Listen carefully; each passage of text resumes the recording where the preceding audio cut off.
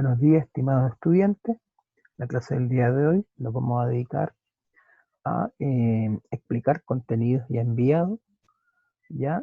Para eso hoy día vamos a ver la segunda unidad, que es el ciclo del salitre y la industrialización en Chile, siglo XIX y principios del XX. Ya, a continuación voy a compartir pantalla.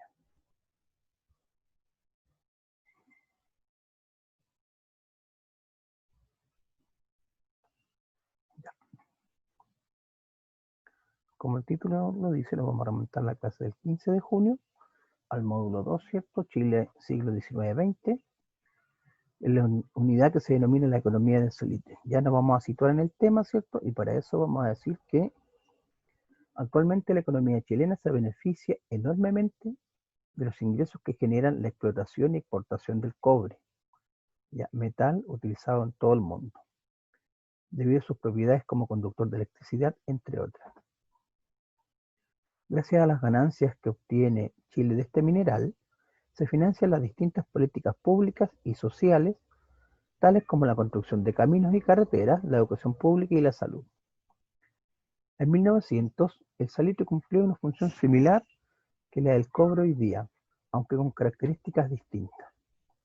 En esa época, este mineral servía tanto como fertilizante para la tierra como para la fabricación de pólvora, ¿ya? Entonces, el salitre, ¿ya? A fines del siglo XIX y principios del XX, ¿cierto? Se transformó en sustento para el Estado chileno, ¿ya? Producto de la extracción que se hacía del salitre, ¿ya? El impuesto que cobraba el Estado chileno por quintal producido, ¿cierto? Generó mucha ganancia, mucho ingreso de dinero a las arcas fiscales. Y este dinero sirvió, ¿cierto?, para la construcción de caminos, de redes ferroviarias, ¿ya?, de escuelas, de hospitales, entre otras cosas. Recordar que el salitre, ¿cierto?, es un mineral que se utilizó como fertilizante, ¿cierto?, para la agricultura, pero también en la fabricación de la pólvora, ¿ya?, de la dinamita. ¿Ya? Entonces se le dio un uso también en los conflictos bélicos en Europa. Dice, aunque desde mediados del siglo XIX ya se conocía la existencia del salitre en las zonas de Tarapacá y Antofagasta, no fue sino hasta el fin de la Guerra del Pacífico, en 1884, con la incorporación de esas provincias al territorio nacional, que la explotación de este mineral aumentó considerablemente. Tanto es así que hacia 1900 el salitre era el principal soporte de la economía nacional o de los ingresos que tenía el país. Junto a ello, el aumento de la población en el norte salitrero generó una serie de actividades económicas asociadas, como la agricultura y la producción de manufacturas sencillas, que permitieron el abastecimiento de los miles de obreros que llegaron a trabajar a esas tierras. Todo ello permite concluir que el salitre se convirtió en el verdadero motor de la economía nacional. Sin embargo, el esplendor se apagó. Hacia los años 30 del siglo XX, estamos hablando de 1930, ¿cierto? Los avances tecnológicos posibilitaron la elaboración del salitre sintético. Esto ocurrió en Europa, en Alemania. Lo que tuvo como consecuencia que este mineral dejara de ser un producto altamente cotizado. Por esta razón se habla del ciclo del salitre, enfatizando el periodo de tiempo en el cual el salitre tuvo un rol protagónico en la economía del país, destacándose con ello un inicio, una caída y un fin del apogeo de la explotación de este mineral. ¿Ya? Súper. Espérenme un poquitito, muchachos, vengo al tiro.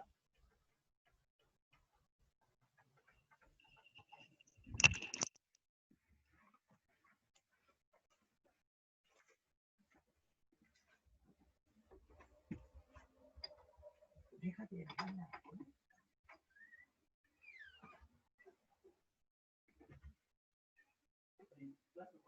Y la nota le pega la puerta a la que le hablo.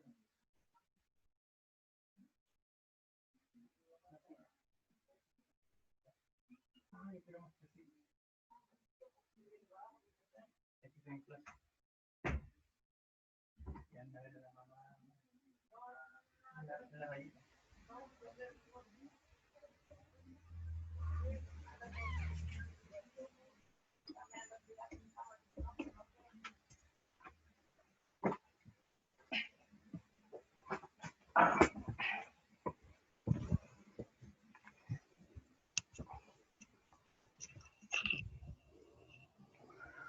Como decía entonces, el salitre se habla que es un ciclo porque tiene un inicio, ¿cierto?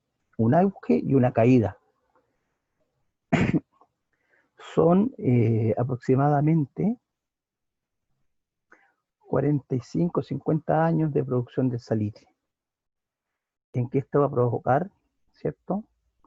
La modernización del Estado, ¿ya? Se va a,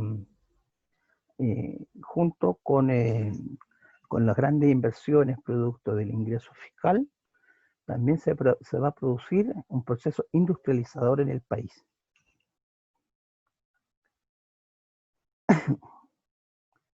Pero si hablamos del salitre, tenemos que hablar también, contextualizar, ¿cierto?, lo que está pasando en el mundo también en esa época. Estamos hablando de fines del siglo XIX y principios del XX. Dice, contexto mundial del periodo.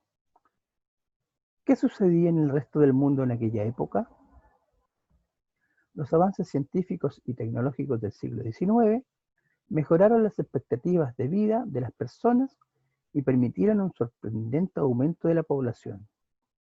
Descubrimientos e invenciones en el área de la medicina, como los rayos X y la penicilina, permitieron curar enfermedades y evitar muertes prematuras de las personas. ¿Ya? En el campo de la química se incorpora la utilización de fertilizantes que aumentan y mejoran la producción agrícola, proporcionando una alimentación necesaria para que la población siguiera creciendo. Además, las comunicaciones se mejoraron notablemente a través de la invención del telégrafo y el teléfono. Nosotros tenemos varios elementos que van a provocar, ¿cierto?, mejora en el ámbito científico y tecnológico. Primero tenemos, ¿cierto?, esta revolución, ¿cierto?, en la medicina, en la salud, con la invención, ¿cierto?, de las vacunas, de la penicilina, ¿cierto?, y la invención de los rayos X. Por medio de las vacunas, esto va a permitir que las personas puedan vivir más años, ¿verdad? Entonces, va a haber una explosión demográfica. Van a haber más personas, ¿cierto? No van a morir tan prematuramente, y también tiene que ver con un poco.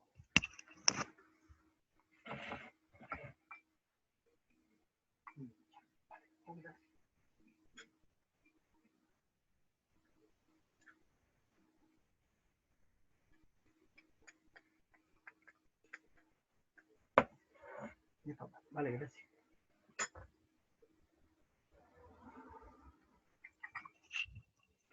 Ya, entonces hablábamos que el uso de las vacunas va a ser importante porque ya las personas no van a fallecer prematuramente, ¿verdad? También este aumento de población va a permitir que se puedan ocupar estos espacios de industrialización. Recordemos que en Europa está ocurriendo, ¿cierto?, ya las consecuencias de la revolución industrial, ya utilizando, ¿cierto?, en primera instancia el carbón y luego el petróleo y la electricidad, ¿ya? El desarrollo de las industrias va a provocar, ¿cierto?, grandes migraciones, que luego también se van a ver, ¿cierto?, acá en el Estado chileno, reconvirtiendo, ¿cierto?, a la población rural que va a migrar a las grandes urbes para engrosar, ¿cierto?, estas industrias nacientes. También vamos a tener que en el campo también va a haber una revolución tecnológica con el uso de fertilizantes para mejorar la producción agrícola. En ese sentido, el salitre va a ocupar un lugar preponderante. ¿Ya? Recordemos que si tenemos una buena producción agrícola, ¿cierto?, debe, ¿cierto?, estar acorde con esta explosión demográfica. Si hay más población, se debe producir mayor alimento y de mejor calidad. También en el campo de las comunicaciones va a haber un adelanto tecnológico, que se refiere, ¿cierto?, a la invención del telégrafo y el teléfono, ya para poder comunicarse, ¿cierto?, cubrir grandes distancias.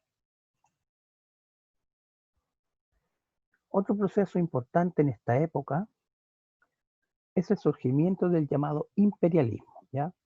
En términos sencillos, este se puede explicar como la relación de dominio o control que un país ejerce sobre otro, ya sea a través de la ocupación militar o bien por medio de la intervención en su política o economía a través de determinadas presiones. Esta relación de dominio permitió que unos pocos países se consolidaran en poderosas potencias como Inglaterra, Francia, Alemania y Estados Unidos, las que controlaban extensos e inexplorables territorios en Asia y África, para los casos de los estados europeos, ¿verdad? Los países dominados pasaban a ser colonias, desde las cuales las grandes potencias obtenían materias primas a muy bajo costo para ser utilizadas en la elaboración de diferentes productos que luego eran vendidos en las mismas colonias. Ya, lo que yo explicaba en las clases anteriores. Para el caso chileno, por ejemplo, Chile ha tenido tres grandes ciclos económicos, de expansión económica. El primero, el ciclo del trigo, que se ubica entre la primera mitad del siglo XIX, ¿cierto? Y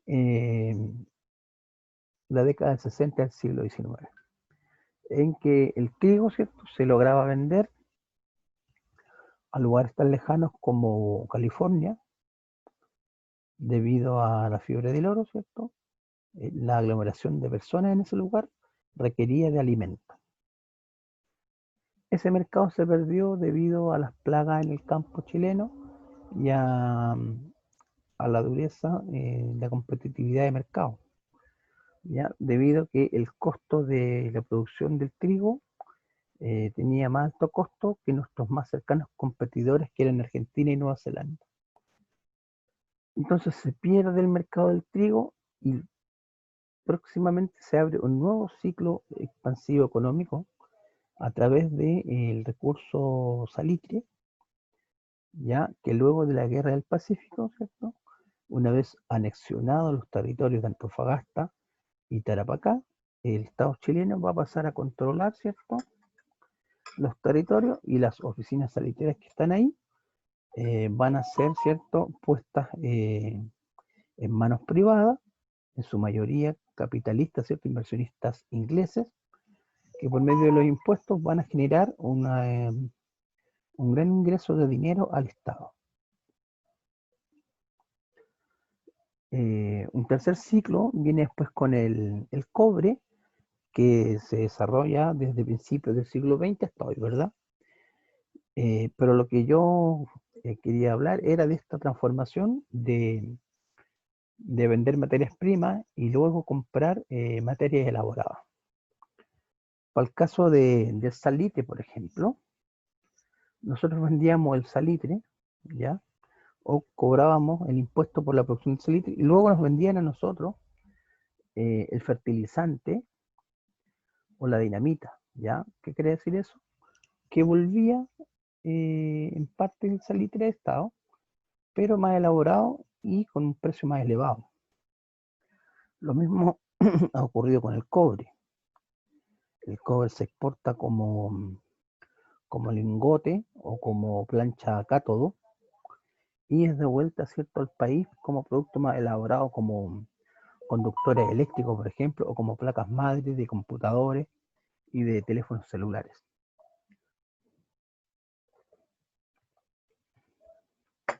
Entonces ahí se da un poco este proceso imperialista que habla el texto, en que los países colonizadores compran la materia a muy bajo costo y luego venden sus mismos productos en las colonias a mayor costo debido a la mayor elaboración.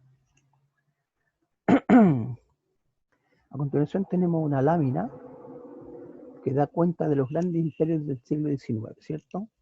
Siendo los principales estados imperialistas Inglaterra, Francia, Alemania. Dice, en relación con lo anterior, el imperialismo generó disputas y rivalidades entre las naciones, lo que constituyó una de las causas de la Primera Guerra Mundial iniciada en 1914. En ella se confrontaron dos bandos, liderados por países europeos, que entraron en conflicto. La Triple Alianza, llamada también Potencias Centrales, inicialmente estuvo conformada por Alemania, Italia y Austria-Hungría, y la Triple Entente o Potencias Aliadas, a la cual pertenecían Francia, Inglaterra y Rusia, sumándose posteriormente otros países al conflicto como Estados Unidos y Japón, entre otros. Esta contienda involucró directa o indirectamente a todos los países a nivel mundial y trajo como consecuencias batallas y bombardeos que destruyeron las ciudades e industrias europeas, cobrando la vida de aproximadamente 9 millones de personas. Por ello, una de las principales consecuencias de esta guerra fue que los países europeos devastados, destruidos y empobrecidos perdieran la supremacía que ejercían en el mundo. Ya ante esto, los países, ¿cierto? Las potencias hegemónicas europeas van a perder cierto liderazgo y va a entrar en la escena mundial el papel de Estados Unidos como potencia hegemónica. Sigamos con un siguiente contenido.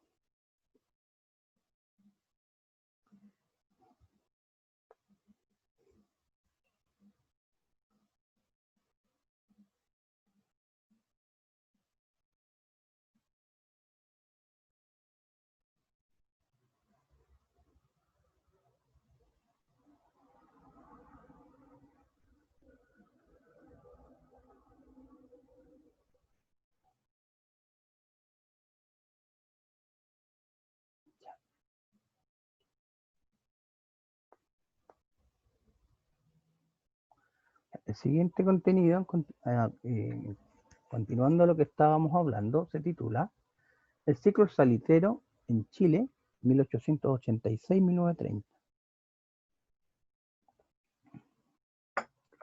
El salitre o nitrato de sodio es un mineral, ¿cierto?, que se utilizaba como abono fertilizante en la agricultura y como componente en la elaboración de la pólvora.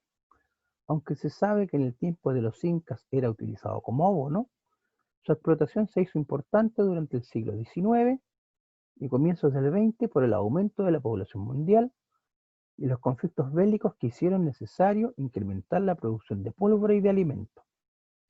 En el norte, las zonas de Tarapacá y Antofagasta, localizadas en pleno desierto entre los paralelos 19 y 26 grados de latitud sur, poseían extensos yacimientos de salitre de muy buena calidad. En el año 1884, al finalizar la Guerra del Pacífico, Chile anexó a su territorio estas zonas, comenzando una intensa explotación de este mineral que dio inicio al ciclo del salitre. De esta forma, el salitre se convirtió en el motor de la economía nacional, desplazando las exportaciones de productos agrícolas que habían caracterizado el periodo anterior, generando un impresionante crecimiento económico en el país, el que se extendió hasta la Gran Depresión de 1930, como se denominó a la crisis económica mundial que ocurre en 1929, tema que se abordará, ¿cierto?, en detalle en el siguiente módulo ya del primer ciclo, más adelante. Entonces, la economía, este ciclo expansivo del salitre, va a tener su caída, ¿cierto?, por diferentes factores. Entre estos, ¿cierto?, la crisis de 1929, ocasionada por la caída de la bolsa de valores de Nueva York, ¿cierto?, Wall Street, pero también básicamente por la creación del salitre sintético en Europa, en Alemania, hecho que va a derribar, ¿cierto?, el mercado del salitre chileno.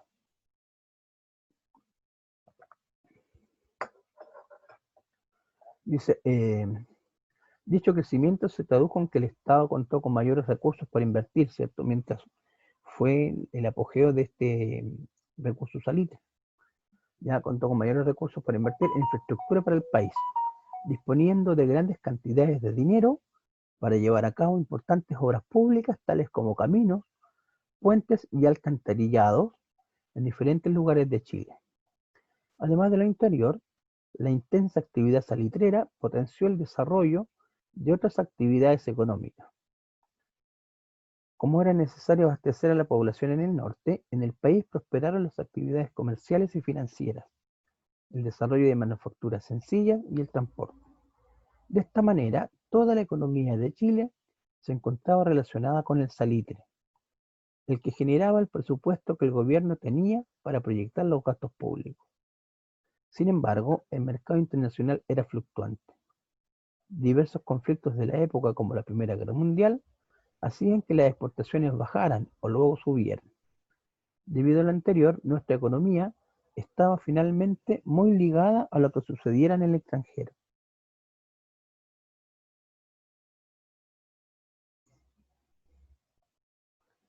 ¿Quiénes ganaron con la riqueza salitrera? Antes de la Guerra del Pacífico en 1875, el gobierno peruano intentó nacionalizar la producción de salitre en la zona de Tarapacá. Es decir, compró las salitreras a los privados, que las explotaban para que la producción quedara en manos del Estado peruano. Para ello, emitió unos certificados de compensación que se pagarían una vez que el Estado tuviera el dinero suficiente. Luego se desató la guerra y los dueños de esos certificados, inseguros acerca de lo que sucedería, los vendieron a muy bajo precio, pues creían que ya no servían para nada. Sin embargo, al término del conflicto, una vez que se anexaron estos territorios a nuestro país, el gobierno chileno, muy influenciado por las ideas económicas liberales que planteaban que el Estado no debía intervenir en la economía, prefirió no hacerse cargo de la producción de salitre, conformándose más bien con el cobro de impuestos a su exportación. Por ello, el gobierno reconoció los certificados de compensación que habían sido comprados por ingleses y de esta forma ellos se hicieron propietarios de casi todas las oficinas salitreras de la zona. Uno de ellos, John North, fue conocido como el rey del salitre por concentrar una gran cantidad de propiedades. La situación fue distinta en la provincia de Antofagasta, que anteriormente había pertenecido a Bolivia, ya que muchas salitreras se mantuvieron en manos de empresarios chilenos. Los recursos que aportó el salitre a la economía nacional, por concepto de impuestos, llegaron a constituir la mitad de los ingresos del país, sin considerar otro tipo de tributaciones. Ya, interesante, ¿verdad? Esto da cuenta de lo que hemos venido hablando, de que la industria del salitre, ¿cierto?, fue el sustento, ¿ya?, el sueldo de Chile durante mucho tiempo, desde 1886 hasta 1930.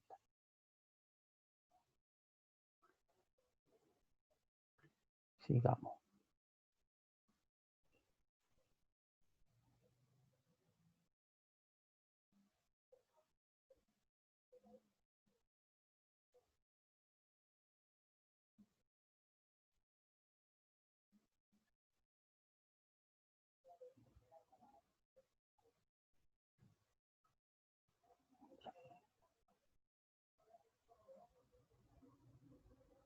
Producto de este ciclo salitrero estamos, ¿cierto?, ante la presencia de ciclos de industrialización en Chile.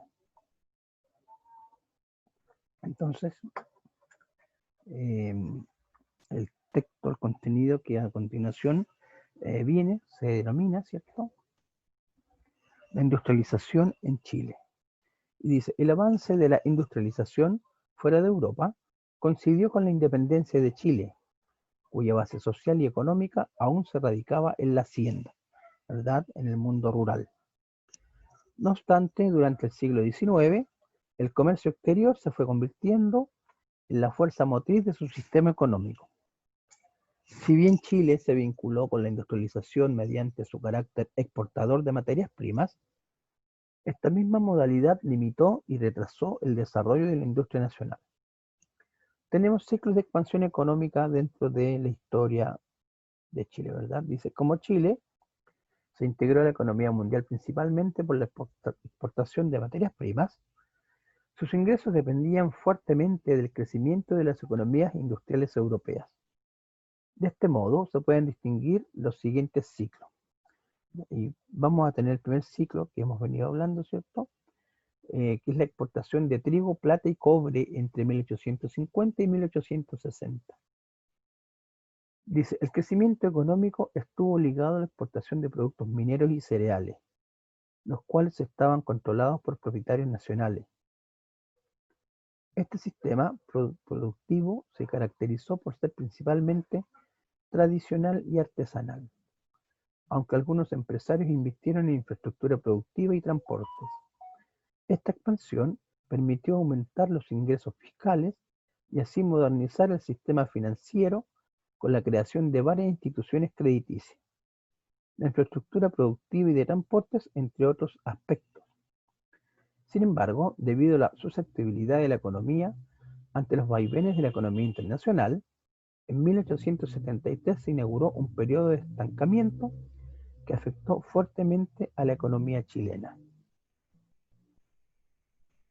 Este estancamiento también va a coincidir, para el caso de Chile, con el conflicto, ¿cierto?, entre Chile y Perú y Bolivia, ya en la guerra del Pacífico, debería denominarse guerra del salitre. Tenemos un segundo ciclo económico que va a ser el auge del salitre a partir de la década de 1880. Dice, después de la guerra del Pacífico se incorporaron las regiones de Tarapacá y Antofagasta, las cuales eran ricas en salitre. Esto dio un nuevo impulso al crecimiento económico gracias a la exportación de este mineral, ya que Chile poseía los únicos yacimientos del mundo. El salitre, usado principalmente como fertilizante agrícola y para explosivos, era altamente requerido por Europa y determinó en gran medida los cuantiosos ingresos de la economía chilena a fines del siglo XIX y principios del XX. Aunque la mayoría de estos yacimientos estaban en manos de extranjeros, el Estado recaudó ingresos mediante los impuestos, dinero que fue invertido especialmente en infraestructura vial y educación. A continuación acá tenemos, ¿cierto?, un apartado o un extracto, ¿cierto?, de un texto del historiador Luis Ortega. El texto se llama Chile en la ruta al capitalismo, cambio, euforia y depresión, 1850-1880. Y dice, la siguiente fuente trata sobre las características económicas y sociales de Chile en el siglo XIX.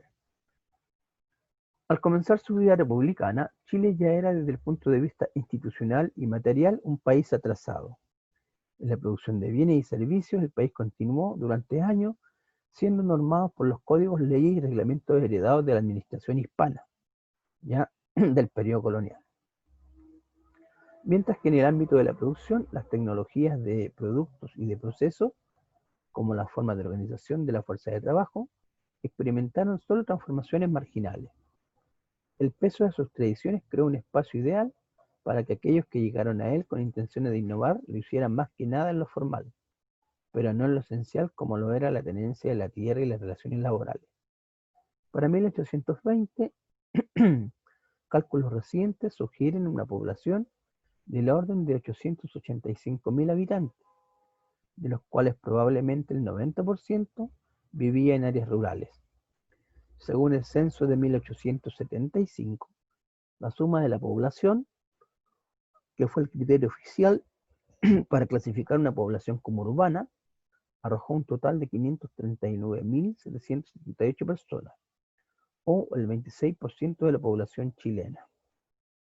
Ya, esto es un extracto, ¿cierto?, del historiador Luis Ortega. Y nos habla, ¿cierto?, de esta transformación que en principio el Estado chileno, ¿cierto?, concentraba mayoritariamente la población en el mundo rural, en la hacienda, para con el tiempo y por medio de estos procesos de industrialización, provocar esta migración campo-ciudad en que muchas personas fueron a vivir a la ciudad para eh, ocuparse, ¿cierto?, en estas nacientes industrias.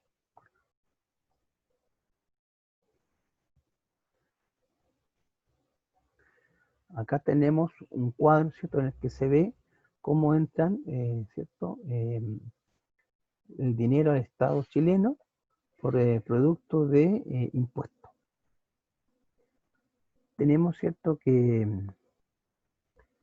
entre 1878 y 1888 se va a duplicar, ¿cierto?, el ingreso producto de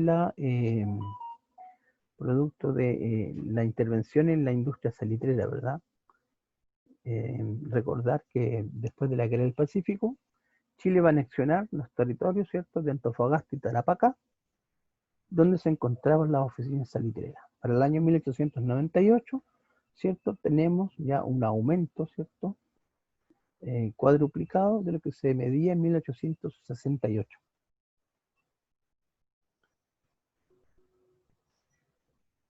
La siguiente lámina, ¿cierto?, nos indica cómo era el mundo del salitre, ¿cierto?, donde está la industria en torno a lo que eran los roqueríos de extracción, ¿cierto?, donde se tenía el caliche, que eran estas grandes piedras, en que primero se molían en forma manual y después con el uso de la industria eran llevados a grandes chancadores, ¿cierto?, que transformaban estas grandes piedras en partículas como el salitre, ¿verdad? Asociado a esta lámina tenemos también el uso de la electricidad, ya con el impostado, ¿cierto?, de electricidad y el uso de ferrocarril, ya, para mover, ¿cierto?, la producción desde la industria hasta los puertos por donde salía la producción.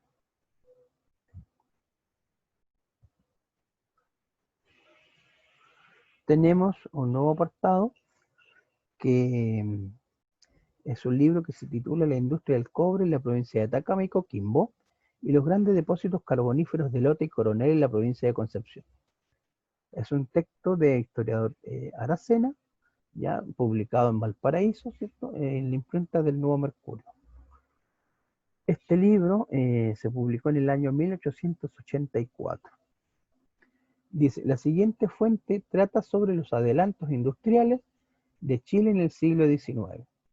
Y dice, la provincia de Santiago es sin duda la más notable a causa del mejor y más inteligente cultivo que reciben sus terrenos, pertenecientes estos en su mayor parte a propietarios acaudalados y entusiastas por el progreso de la agricultura. Han comenzado ya a ser labrados con la multitud de máquinas agrícolas inventadas en Europa y Estados Unidos para reemplazar la fuerza animal por la mecánica, multiplicando los productos en grande escala y disminuyendo en la misma proporción los costos del laboreo. Esto y los grandes ferrocarriles que cruzan la provincia han hecho que la producción tome un incremento verdaderamente admirable y que nadie habría podido presagiar en tan poco tiempo. Acá, ¿cierto?, el texto nos habla de la tecnificación en el mundo rural, por ejemplo, de las maquinarias, ¿cierto?, que ¿cómo se llama?, a disminuir el tiempo de trabajo, ¿cierto? Y la labor, por ejemplo, del ferrocarril para mover estas producciones del mundo rural.